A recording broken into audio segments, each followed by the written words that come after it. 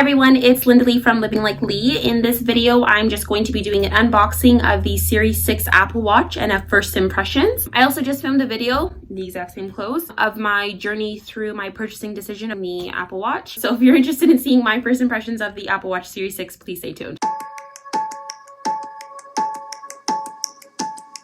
This is it. This is the Apple Watch. So if you didn't watch the previous video before, the whole entire reason why I purchased the Series 6 was solely because my Series 3 broke on me yesterday. It's currently taped right now, but it's all smashed here. Dropped it at work yesterday. That's it, long story short. So this is the old box for the Series 3, and this is the new box for the Series 6.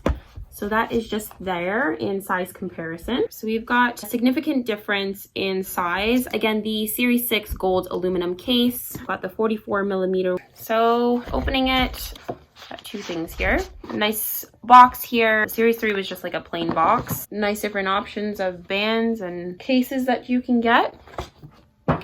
So what's really important, well, I decided to get the solo loop. They measured me in the Apple store, so I was fortunate to do that. If you're not able to actually go to an Apple store and just get them to do it there is a printout that you can get online. You just print off this paper and stick a credit card on it to make sure that it's actually scaled to size, and then you would just measure the loop band that you would need to get per the according size on the paper that you printed out. So I purchased the deep navy solo loop, and this is in size 6. In Canada, this is priced at $59. Pretty sure the braided ones that you can get are $107. I don't care for it. I'll find something on Amazon later. Let's open this.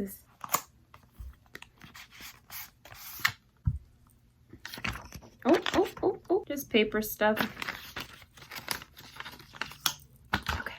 That's that. So on here, it's to show you the instructions on how to attach it to the watch. Because the band is not included in the box itself, like the Series 3 was, Apple is obviously saving a lot of money by not including it and just allowing you to pick your size and go from there. When I was trying these on in the store, the guy gave me a 6 and a 7. So I put the 6 on, it fit a little snug, which would basically be the equivalent of me putting on the second loop there, which is where I like it, as a size 6 of this. And then the 7, I felt like fit a little bit looser, like if I was to have it on the last one here, and that slides around on my wrist a little bit more. This is loose on my wrist, like it's moving up and down. I typically, like, for the most part, have it on the second hole there, and it doesn't move around as much, and it's more comfortable. The 7 felt like it was more on the last loop, and the 6 that I purchased felt like it was the second to last there. I had a quick discussion with the sales rep about this, and because this is a new product, and not new that silicone is new, but it's new and it's a stretchy silicone, and the idea of this was to put it on as a bracelet so you didn't have the clasp with this, because go figure, the clasp is what came off and made my last watch break.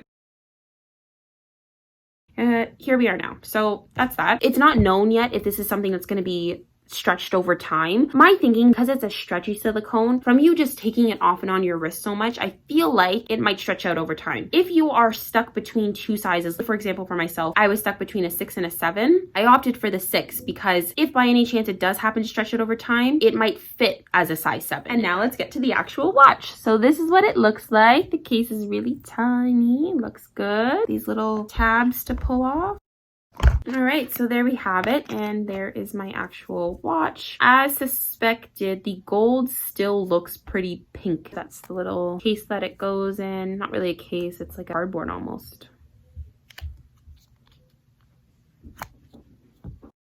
There we go. Because I upgraded from a 38mm to a 44, the band sizes that I previously had purchased for my 38mm will obviously not be compatible. If you were to buy the 40mm watch, it would be compatible. It stretches to go on, so it's like a little bracelet type thing. You can see the size comparison. The other reason I opted for the 44mm, my eyes are not good. Also, just why not? Spending the money?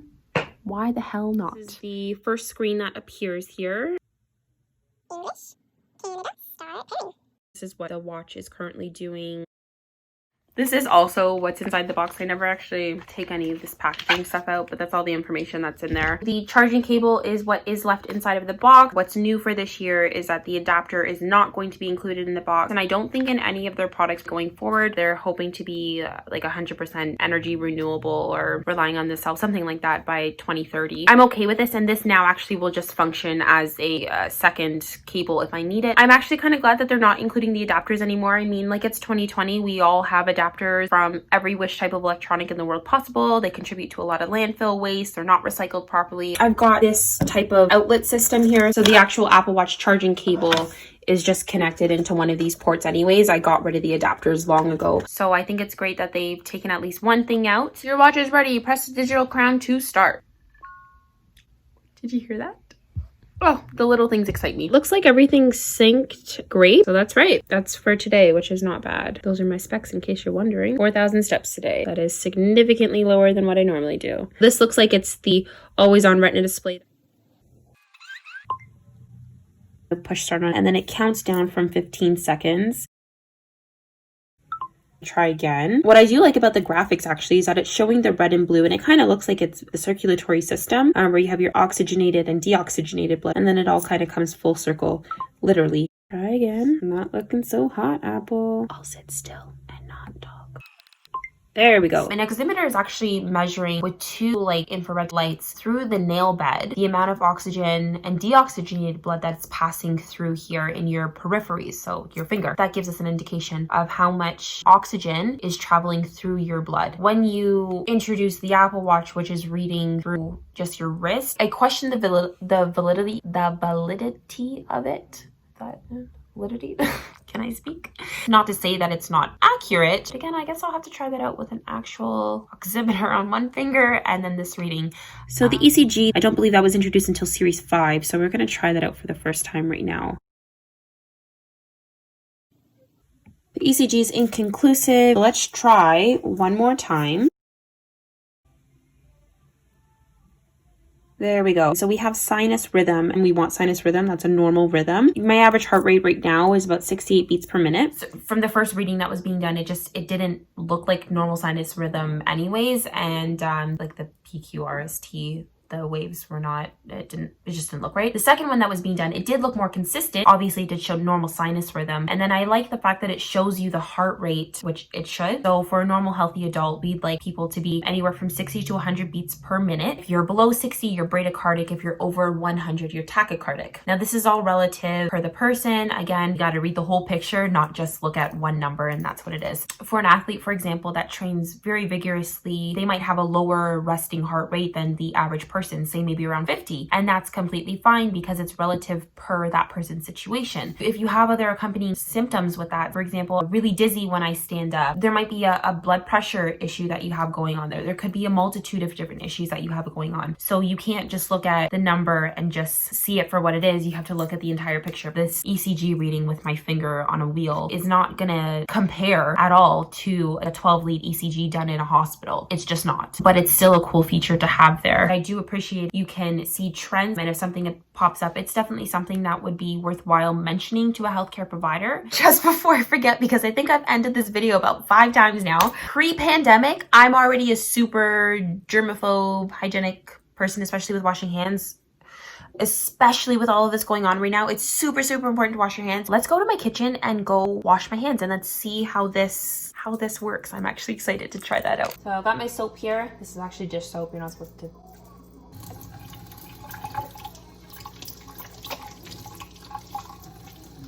So far it's not detecting. Oh, there we go. You go back and forth between the thumb. Oh, it says that I'm good. That's a thumbs down on your end, but it's a thumbs up on mine.